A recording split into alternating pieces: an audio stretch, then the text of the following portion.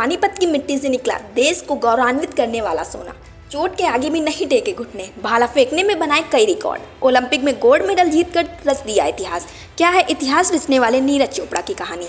दर्द कहाँ तक पाला जाए, युद्ध कहाँ तक टाला जाए, तू भी है राणा का वंशज, फेंक जहाँ तक भाला जाए। वाहिद के द्वारा लिखित यह कविता भारत को टोक्यो ओलंपिक में इकलौता गोल्ड दिलाने वाले नीरज चोपड़ा के ऊपर एकदम सटीक बैठती है। ऐसा लगता है जैसे उन्होंने इसकी रचना नीरज चोपड़ा को ध्यान में रखकर ही लिखी हो। नीरज ने आज जिस तरह से टोक्यो ओलंपिक में भाला फेंकने की प्रतियोगिता अर्थात जेवलिन थ्रो के फाइनल में 87.58 मीटर की दूरी पर भाला फेंका, उसकी जितनी प्रशंसा की जाए कम होगी। टोक्यो ओलंपिक में भारत के लिए एथलीट में पहली बार गोल्ड मेडल जीतकर नीरज चोपड़ा ने इतिहास रचा है।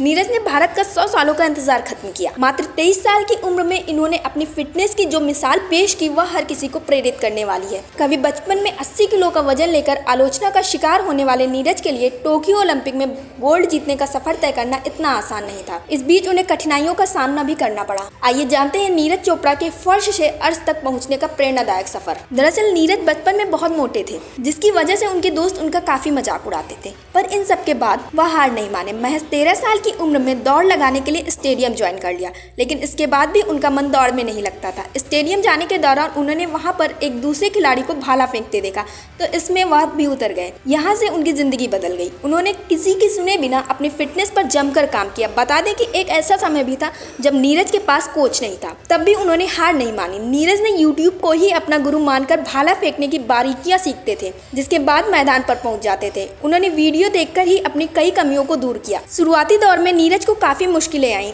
उन्हें आर्थिक तंगी के कारण काफी समस्याओं का सामना करना पड़ा। उनके परिवार के पास अच्छी क्वालिटी की जेवलिन दिलाने के पैसे नहीं होते थे, लेकिन नीरज बिना किसी निराशा से सस्ती जेवलिन से ही अपना प्रैक्टिस जारी रखते थे। नीरज चोपड़ा के लिए ओलंपिक की राह आसान नहीं थी। दरअसल उन्हें कंधे की चोट के कारण मैदान से दूर रहना पड़ा था, जबकि इस खेल का कंधा ही मजबूत कड़ी होता है। नीरज भाले के बिना रह नहीं सकते थे। कोरोना के कारण कई प्रतियोगिताएं नहीं खेल सके, पर हिम्मत नहीं हारी और ठीक होने पर दोबारा मैदान पर वापसी की। टोक्यो ओलंपिक में भारत को एक गोल्ड की दरकार थी। भारत के इस सूखे को खत्म करने का काम नीरज चोपड़ा ने किया। साल 2008 के बाद भारत की तरफ से व्यक्तिगत गोल्ड मेडल जीतने वाले नीरज दूसरे भारतीय खिलाड़ी बन गए। नीरज ने अपने अभी तक के करियर में कई पदक जीते हैं। विश्व चैंपियनशिप को छोड़कर उन्होंने सभी टूर्नामेंटों में गोल्ड मेडल जीता है। नीरज की प्रतिभा का अंदाजा इस बात से लगाया जा सकता है कि अपने पहले ही प्रयास में उन्होंने 86.65 मीटर का थ्रो फेंका था। वहीं अपने फाइनल मुकाबले में उन्होंने अपने प्रदर्शन को और बेहतर करते हुए 87.58 मीटर की दूरी पर भाला फेंका था,